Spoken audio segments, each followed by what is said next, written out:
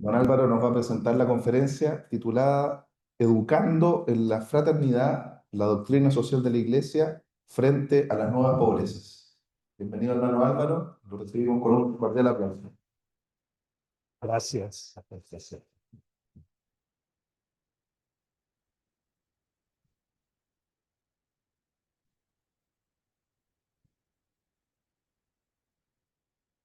Muy buenas tardes a todos y a todas. Es una gran dicha para mí poder compartir esta tarde con ustedes en este encuentro tan rico de experiencias que estamos viviendo y desde enfoques tan diferentes. Creo que es una enorme riqueza para cada uno de nosotros y agradezco mucho la invitación de poder compartir hoy con ustedes. El tema es educando en la fraternidad, la doctrina social de la Iglesia frente a las nuevas pobrezas. Y parto con un texto del Papa Francisco, que sabemos nos invitó a un pacto educativo global.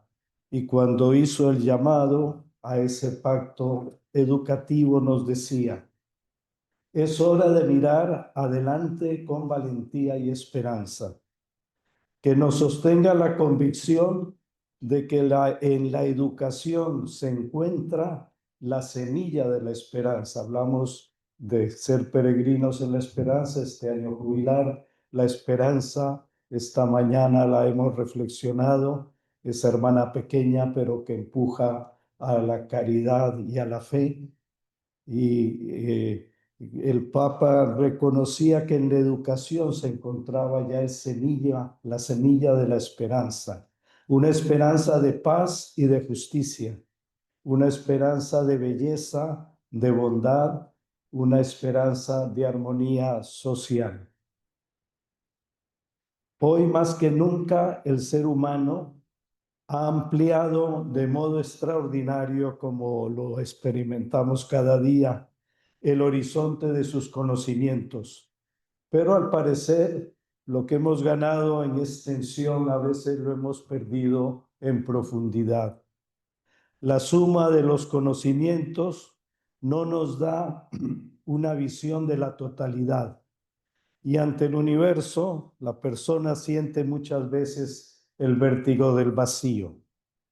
Ante esta problemática han aparecido muchos mesianismos como medicina salvadora para este animal enfermo que es el hombre, según la expresión de Hegel. Y el hombre ha creído ver su salvación más que en otros caminos, en el camino embriagador de la ciencia y de la técnica, y más recientemente en el mundo de lo virtual y de la inteligencia artificial.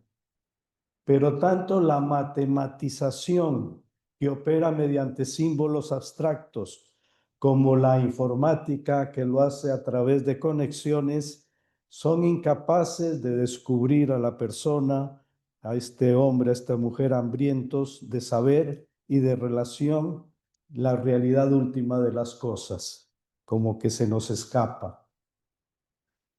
Si comparamos al hombre del ayer arcaico con el hombre de hoy, parece que la existencia de aquel hubiese consistido en formas técnicas rudimentarias, girando en torno a una plenitud escondida que se trata de expresar a través de los mitos, mientras que la existencia de el hombre de hoy, la mujer de hoy, viene a ser todo lo contrario, una técnica perfecta y un trabajo abrumador, girando muchas veces en torno a la nada. Bergson, este filósofo francés, se pregunta a qué habría llegado la civilización humana si su punto de partida hubiera sido lo psicológico y no lo físico. Y nos dice que probablemente el progreso no se hubiera convertido en un fin en sí mismo, ni habría aplastado al hombre, sino que estaría al servicio de la verdadera libertad. Pascal afirma que conocemos la verdad no solo con la razón, sino también con el corazón. Nos dice, los principios son sentidos, las conclusiones deducidas, es el corazón que siente a Dios y no la razón. He aquí lo que es la fe, Dios sensible al corazón y no a la razón. Palabras de Pascal. Por otra parte, podemos decir que el amor nos hace sentir la verdad, disponiendo a nuestro espíritu a experimentarla con mayor interioridad y más facilidad. Podríamos decir que es un conocimiento gustado, saboreado. Santo Tomás nos dice que el que ama se refiere al objeto amado como a sí mismo o como a algo suyo. En el mismo sentido, San Agustín nos dice, somos lo que amamos. En educación generalmente pensamos que lo fundamental son los conocimientos y yo estoy convencido que lo fundamental son las relaciones. Lo vamos a ver el por qué, porque hay un fundamento teológico. Para conocer verdaderamente no basta ni la inteligencia con su estructura analítica que detiene el movimiento, ni el instinto que es inconsciente. Necesitamos una mirada contemplativa. Esta mañana se nos hablaba de San Buenaventura. La última mirada era la mirada contemplativa, intuitiva, que nos coloque en el interior del objeto por una especie de simpatía, empatía, que destruye la barrera que se interpone entre él y nosotros. Nos dice el padre Adolfo Nicolás, que fue prepósito general de los jesuitas, fallecido hace unos años en Japón, donde había iniciado su misión, el avance del conocimiento, los descubrimientos científicos, las innovaciones tecnológicas representan un indudable logro de la humanidad, pero a la vez que si sirven para mejorar muchos aspectos de la vida, contienen la semilla de nuevas desigualdades y mayores diferencias, como lo estamos experimentando. Educar para la fraternidad supone armonizar el necesario desarrollo y la dimensión utilitaria del saber, con la reflexión sobre los fines y el sentido. Quizá podíamos encontrar el equilibrio con estas palabras del padre Kolbenbach, que también fue prepósito general de los jesuitas: mejor ciencia y mayor conciencia, mejor progreso y mayor humanidad. El equilibrio, como decía Ortega y Gasset, no seamos ignorantes de la ciencia, porque este es el mayor portento humano, si bien por encima de ella está la vida humana misma que la hace posible. Muchas veces la educación actual está más en función de hacer que de ser, teniendo una visión reductora de lo humano. Es más bien una visión pragmática centrada en el trabajo y en la función de mercado. La pregunta que deberíamos hacernos es si debemos educarnos solamente para trabajar o educarnos para ser persona. El secreto es saber unir ciencia y sabiduría y pasar del yo al nosotros. Como un primer apartado, después de esta introducción, aprender a amar y la primacía de las relaciones. Zygmunt Bauman, en su libro El amor líquido, acerca de la fragilidad de los vínculos humanos, nos presenta con mucho realismo algunas características de nuestro mundo de hoy. A partir del amor y su diferencia con el deseo, nos describe la realidad que fácilmente hoy vivimos. Para el amor, toda distancia, por más pequeña que sea, se experimenta como insoportable, porque lo propio del amor es unir, fusionar, identificar. Soy lo que amo. El deseo, por el contrario, es ansia de consumir. El amor lleva a relaciones personales profundas, estables, sólidas. Las ganas de, el deseo, a conexiones líquidas que fácilmente se pueden borrar o cambiar, olvidar o multiplicar, eliminar con un clic, de acuerdo con lo que me gusta o no, y sin mirarnos a los ojos. Hoy se da cada vez más importancia a lo que podríamos llamar relaciones a distancia o proximidad virtual. Con la COVID-19, como sabemos, esta tendencia se ha incrementado y se está consolidando como un eje transversal para el futuro. A la conclusión a la que llega Bauman es que hoy es más difícil amar al prójimo porque cada vez creamos más barreras y nos ingeniamos por comunicarnos a control remoto, a lo que habría que añadir que la cultura del miedo que hoy vivimos nos hace protegernos y tomar distancia de aquellos que son diferentes o nos pueden contaminar. Sin negar la importancia de actualidad de lo virtual, y las obras educativas de la Iglesia son la prueba que un amor cercano es capaz de transformar y dar sentido. Precisamente el Papa Francisco, en su viaje a Filipinas, tocó este tema. En su discurso a los jóvenes les dijo: y este es otro desafío, el desafío del amor. ¿Cuál es la materia más importante que tienen que aprender en la universidad? ¿Cuál es la materia más importante que hay que aprender en la vida? Aprender a amar.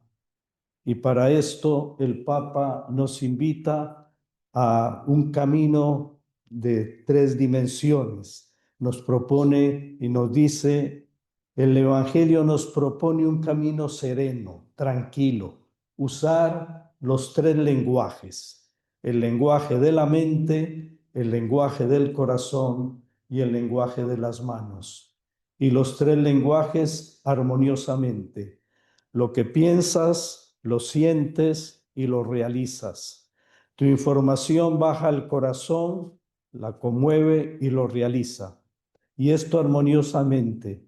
Pensar lo que se siente y lo que se hace. Sentir lo que pienso y lo que hago. Hacer lo que pienso y lo que siento. El lenguaje de la cabeza, del corazón y de las manos, que termina siempre en el compromiso.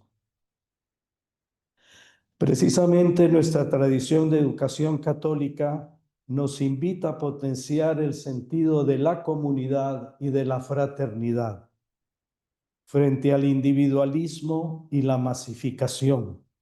En este sentido, el Papa Francisco nos ha dado un nuevo impulso con la Fratelli Tutti y Laudato Si.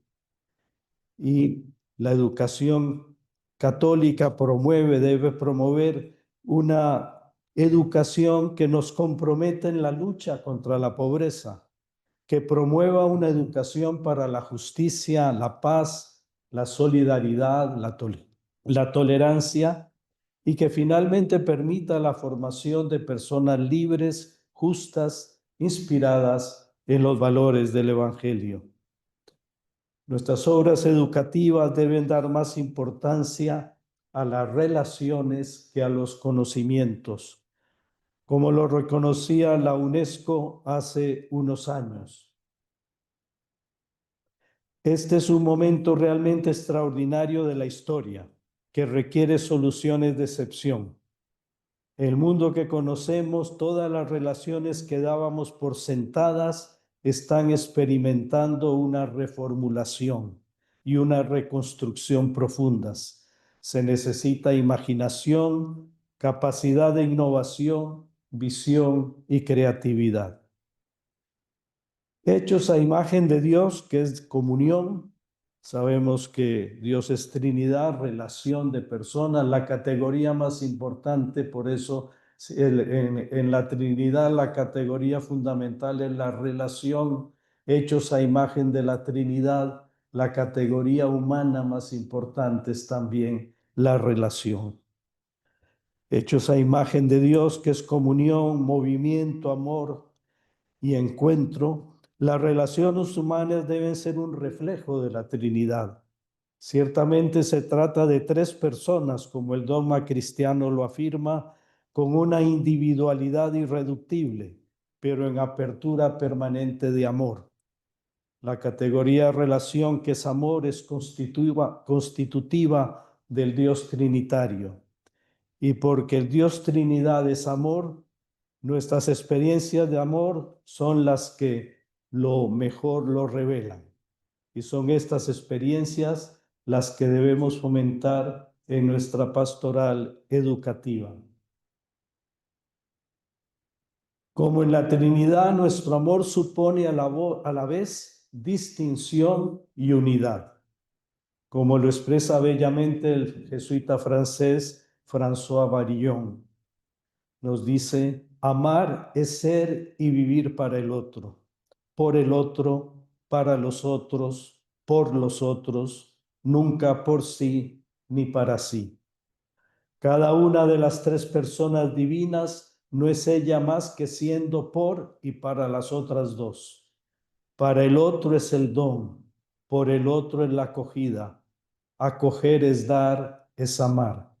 Se nos revela así que la relación de amor es la forma original del ser, o lo que es lo mismo, el fondo del ser es amor o comunión.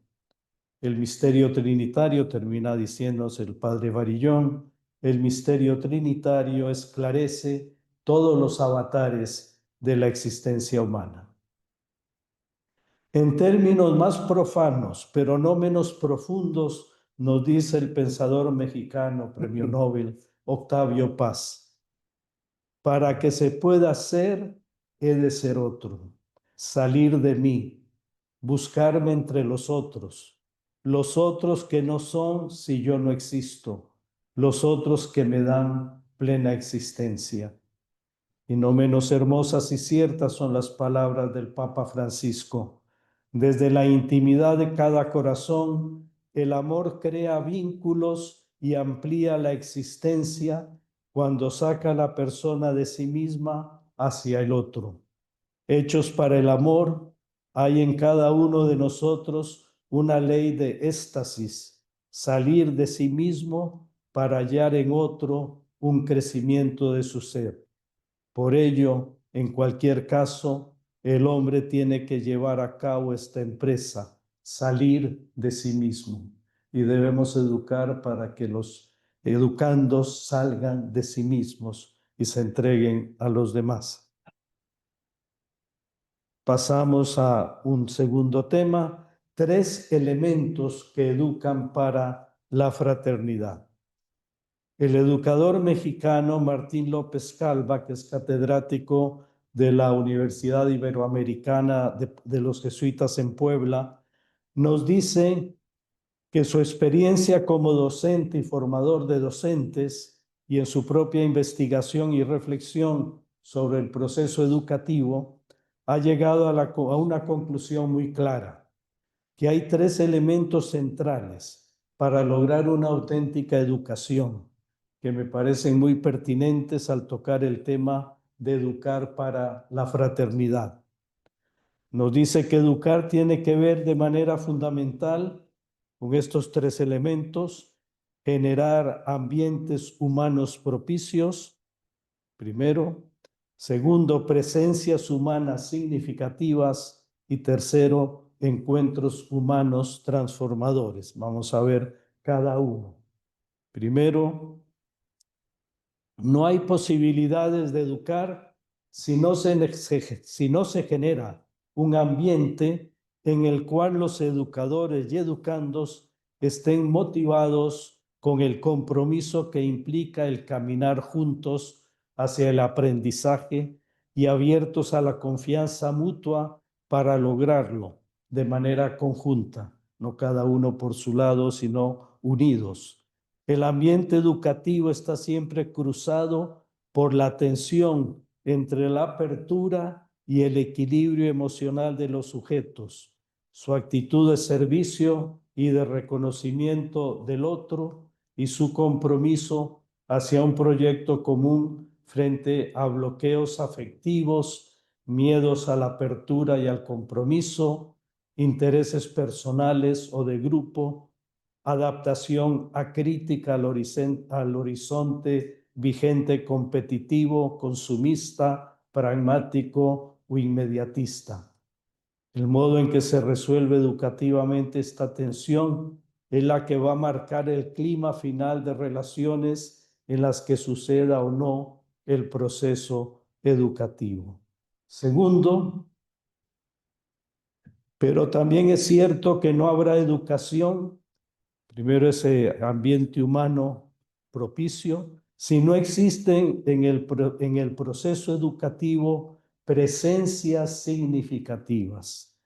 Y cuando recordamos a nuestros maestros en el pasado, a lo mejor no los recordamos tanto por la materia que nos impartieron, sino por el testimonio que nos dieron. Eso decía también el Papa Pablo VI, que los jóvenes aprenden más por el testimonio, por lo que ven, que por lo que oyen. Presencias significativas que marquen el desarrollo de los educandos como personas que eduquen con su propio testimonio, que sean testigos de la humanidad y que puedan enseñar con su vida a los estudiantes en qué consiste el ser humano en una realidad concreta. La existencia o no de estas presencias educadoras, está marcada por la tensión entre la búsqueda de autenticidad humana del profesor, por su empatía con los educandos, su liderazgo intelectual, su búsqueda continua de consistencia moral y su cuestionamiento crítico frente a las contradicciones, inconsistencias morales, elementos de presencia, entre comillas, bancaria, frente a los alumnos y de dogmatismo y autoritarismo inauténticos. De ahí la importancia de lo contrario, de presencias significativas que marquen. Y tercero, las presencias significativas promueven encuentros transformadores. Ambiente, presencias, encuentros transformadores de los educandos con otros educandos, con realidades interesantes y distintas, con grandes teorías o autores que se vuelven como el camino permanente por recorrer y fuente de preguntas por explorar. Educar para la fraternidad, obedeciendo a la vida y guiando la vida, implica formar seres humanos complejos, preparados para enfrentar las incertidumbres, para ir construyéndose en la incertidumbre y aportando elementos para construir y reconstruir la realidad compleja en que les toca vivir. Educar para la fraternidad quiere decir educar para generar probabilidades emergentes de humanización. Yo creo que el mundo de hoy lo que necesita es humanización. Hemos perdido o estamos perdiendo valores humanos fundamentales. Implica además la comprensión clara del desarrollo de la humanidad como mezcla impura de elementos de progreso y de decadencia y la capacidad de ir reflexionando críticamente para distinguirlas. Quisiera terminar este punto con un testimonio de un exalumno lasallista, el doctor Tony Tan, que fue presidente de Singapur del año 2011 al 2017. El doctor Tan fue alumno de St. Joseph's Institution, clase de graduandos 1958, dijo en su última transmisión electoral, antes de ser elegido: pasé mis años de formación en St. Patrick's School y St. Joseph's Institution, centros dirigidos por los hermanos de La Salle. Ellos dedicaban su vida a educarnos. Los hermanos nos recordaban a diario: que cada uno de nosotros tenía la obligación de ayudar a los últimos, a los extraviados y a los menos importantes. Y aquí hace él un juego en inglés de la palabra de las, de los y de lis. Y continuó.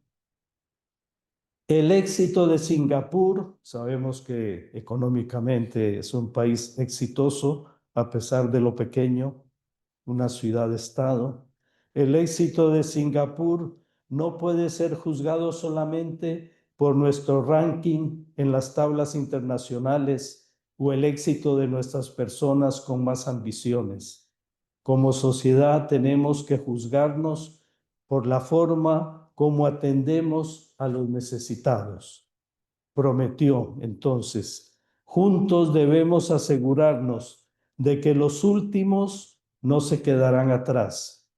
Los extraviados tendrán una mano que guía y los menos importantes serán los primeros en nuestras consideraciones como sociedad democrática. Me parece que esto es educar para la vida y la fraternidad. Y pasamos a un tercer punto, interioridad y fraternidad. La educación hoy debe llevar a los jóvenes al encuentro con Dios en su propio interior. Debemos educar para la interioridad. El mundo de hoy nos vuelca más bien hacia afuera, permanentemente. Paradójicamente, esto se logra cuando facilitamos el descubrimiento de la propia fragilidad. En el pasado, hablar de fragilidad significaba algo muy defectuoso. Hoy fragilidad es reconocer que todos somos seres frágiles, que todos podemos fallar. Y esto nos hace mucho más capaces de comprender las fragilidades también del hermano. Paradójicamente, por eso decía, nos dice este autor, en una reunión en Estrasburgo, Gabriel Renglet, que entonces era vicepresidente de la Universidad de Lovaina en Bélgica, y lo expresaba él con estas palabras tan hermosas. Pienso que es urgente hoy educar a la fragilidad en la casa, en la escuela, en la iglesia, en el trabajo, en la pareja. No hay deshonor en el reconocer los propios errores, las fisuras, rupturas, arrugas. Cuando se es padre, cónyuge, profesor, vicerrector, cura. Cuando se es Dios. La grandeza única del cristianismo es osar decir que Dios es frágil. Es osar decir que en cada hombre, aún en el más miserable, existe una fisura que abre a otro universo. La clave de la experiencia pedagógica, como la clave de la experiencia amorosa, como la de la experiencia espiritual, es la no plenitud. Qué maravillosa vocación para la escuela, la universidad de hoy. Invitar a cada uno a alcanzar su propia tierra interior. Permitir a cada uno descubrir su tierra prometida. Animar a cada uno a decir su palabra. Ayudar a cada uno a descender hacia su verdad más secreta. Como nos lo recordó el Papa Pablo VI, humanizar es evangelizar.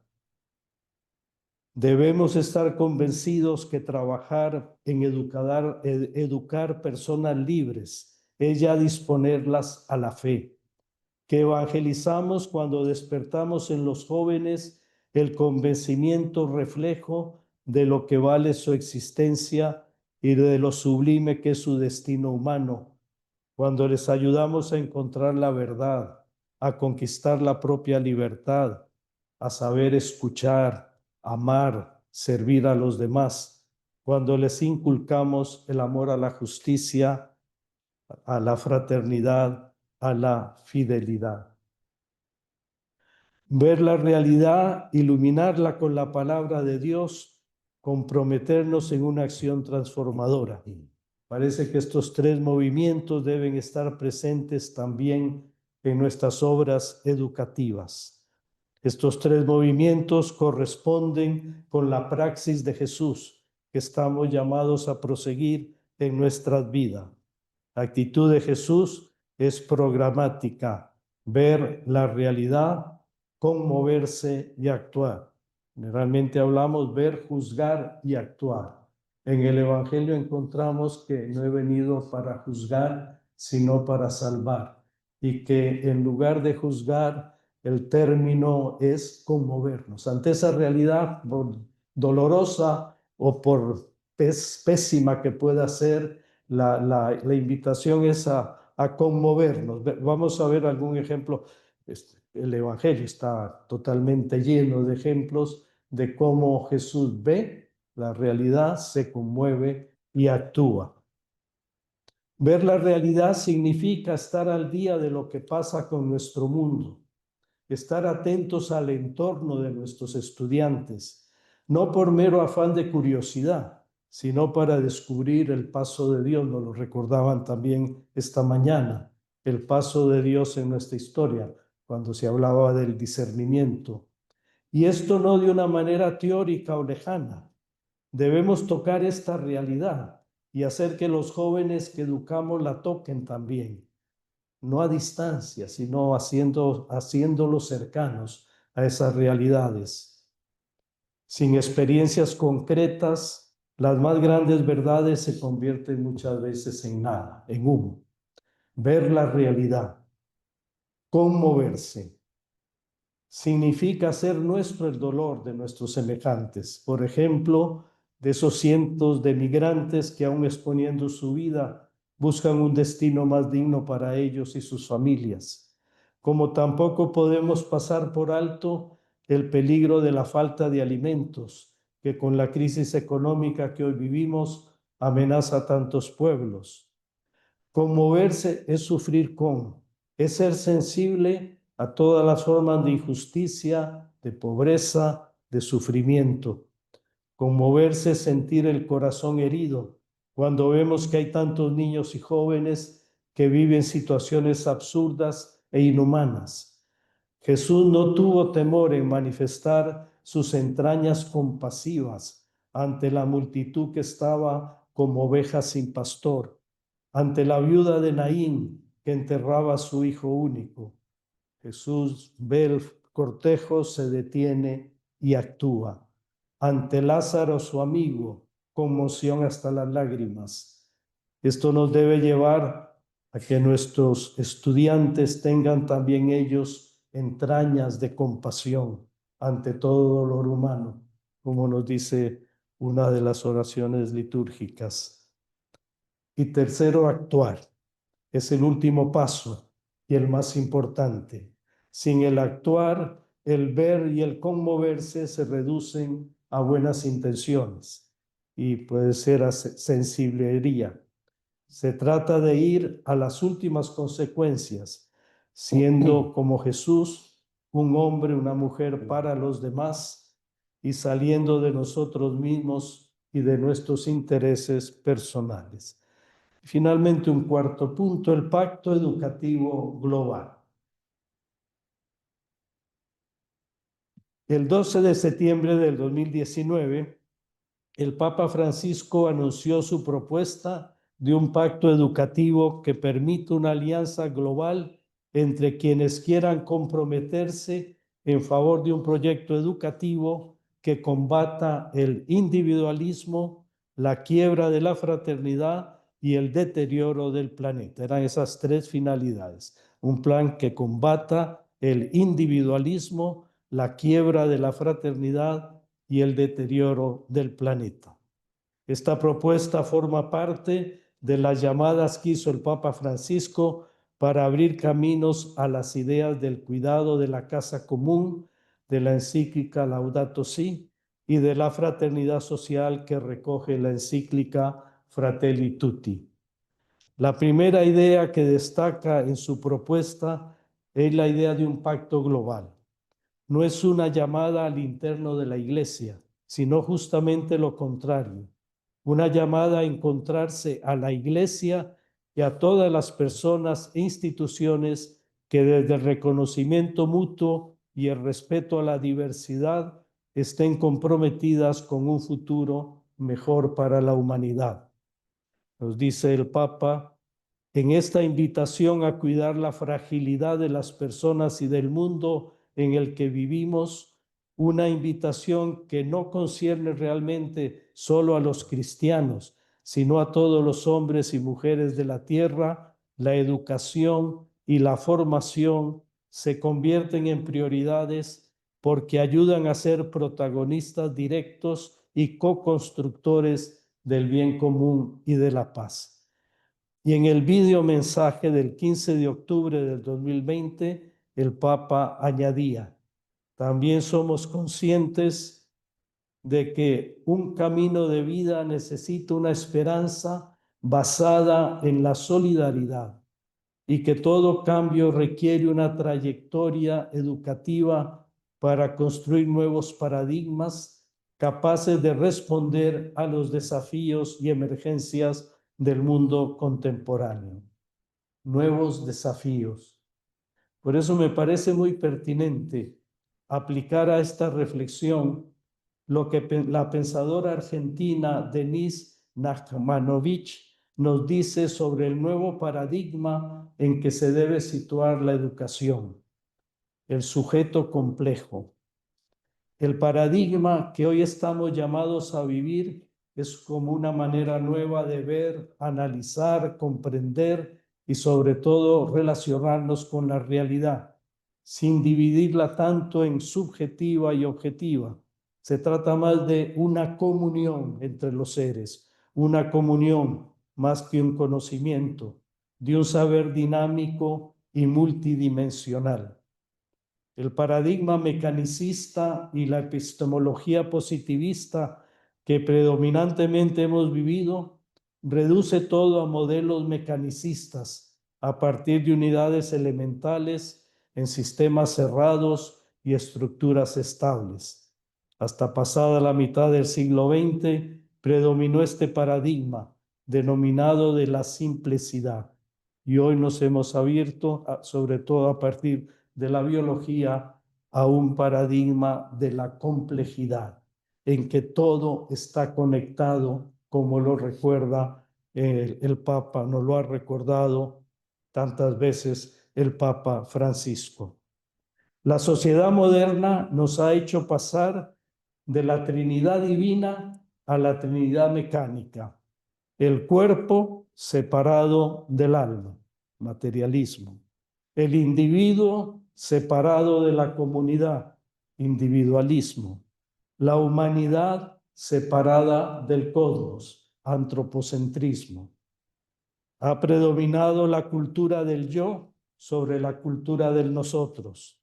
Esto a nivel político ha llevado a la desconfianza del otro y al enfrentamiento con el otro, que olvida, sin negar que se dan tensiones, la existencia de lazos amorosos. El Pacto Educativo Global nos invita a forjar una nueva imagen del mundo y de la humanidad. El Papa Francisco nos invita a partir de una perspectiva sistémica que nos hace sentirnos miembros de dos comunidades. Por una parte, somos miembros de la humanidad y por otra, pertenecemos a la casa tierra. Aquí, de ahí la necesidad de pasar del antropocentrismo al ecocentrismo. El Papa lo expresa muy bien al pedir una ecología integral que responda a los gritos de los pobres y a los gritos de la tierra. Gracias.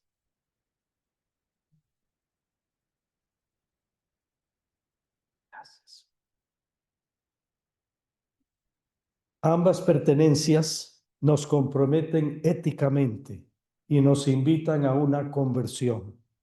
Como miembros de la humanidad, estamos llamados al respeto a cada persona y a la defensa de sus derechos, especialmente de los pobres y más vulnerables. Como miembros de la tierra, nuestra casa común, estamos llamados a vivir un nuevo estilo de vida asentado en el cuidado, la cultura del cuidado, la compasión, la sobriedad compartida, una real alianza entre la humanidad y el ambiente.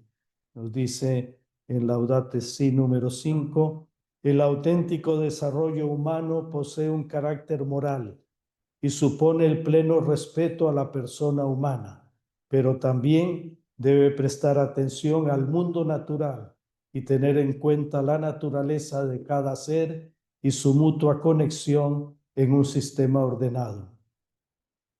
Se trata de una cartografía dinámica en la que el ser humano es parte de la naturaleza y está moldeado por la cultura, pero no una cultura cerrada, sino que se trata de la interculturalidad. Ricos para dar, pobres para recibir. Esa es la interculturalidad. Hacer mía las riquezas de las otras culturas y compartir mi propia riqueza con los demás. Ricos para dar, pobres para recibir.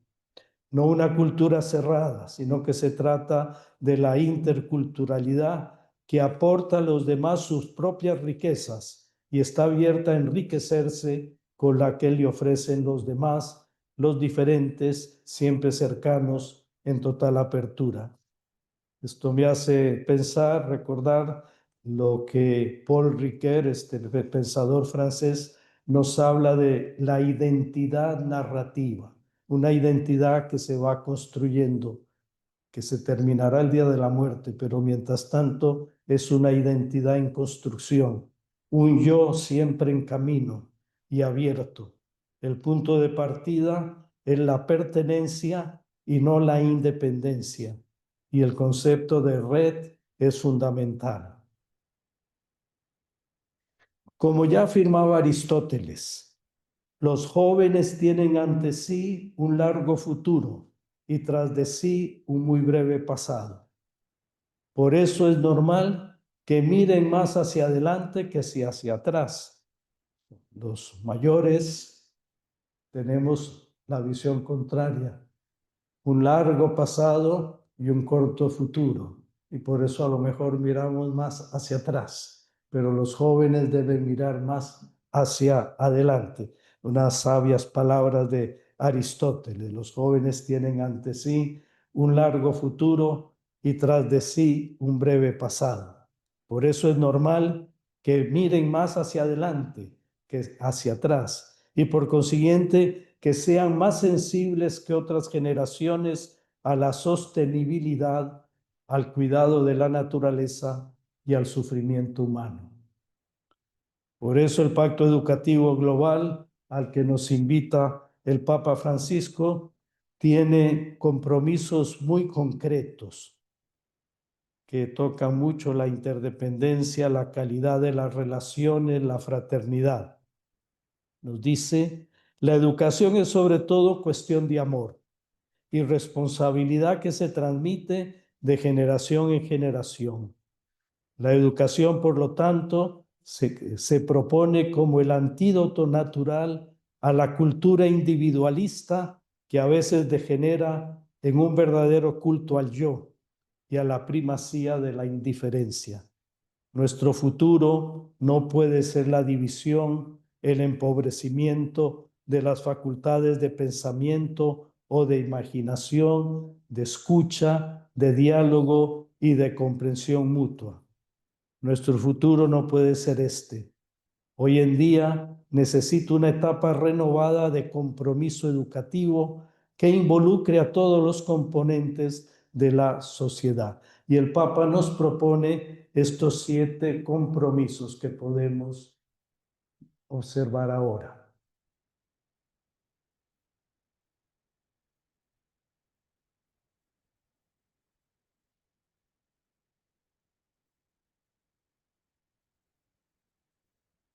Se quiere comprometer.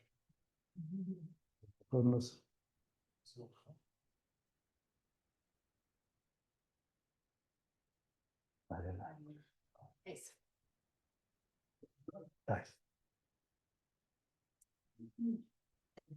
Poner en el centro de todo proceso educativo, formal e informal a la persona. Esto viene a ser el primer compromiso, su valor, su dignidad, para hacer sobresalir su propia especificidad, su belleza, su singularidad, rechazando la cultura del descarte, el primero. Segundo, escuchar la voz de los niños, adolescentes y jóvenes.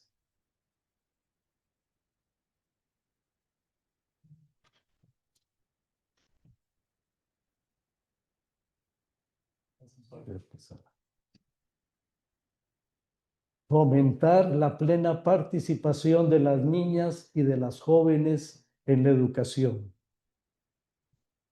El tercero.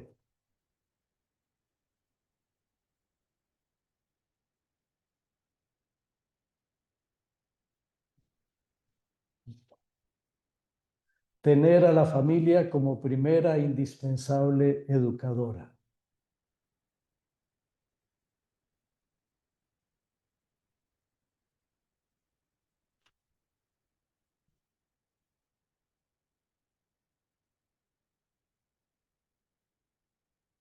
Educar y educarnos para acoger, abriéndonos a los más vulnerables y marginados.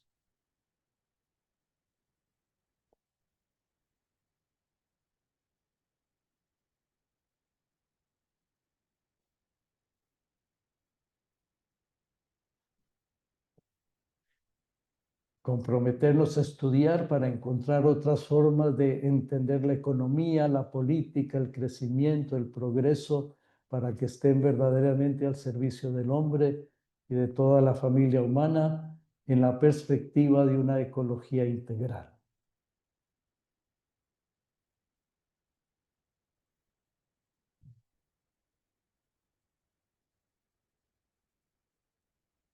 Salvaguardar y cultivar nuestra casa común. Parece que es el último.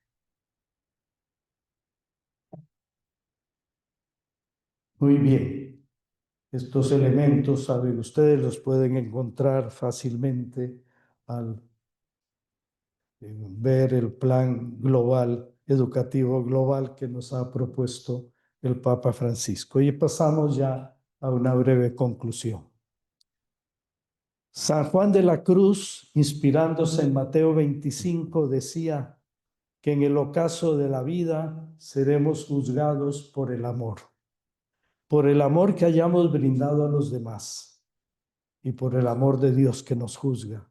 No basta, por consiguiente, una excelencia académica.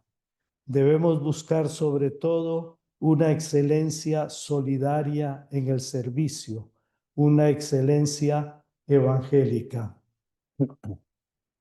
Un antiguo superior general de los hermanos maristas, el hermano Benito Arbues, decía que lo nuestro no es ser solo profesionalmente competentes, sino evangélicamente significativos. No, lo nuestro no es ser solo, tenemos que serlo también, profesionalmente competentes, pero sobre todo evangélicamente significativos.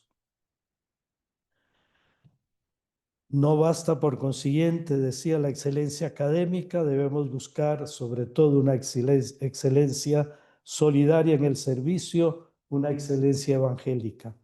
Es sobre esta que seremos juzgados y es sobre esta que ya desde ahora debemos juzgar la misión de nuestras obras educativas.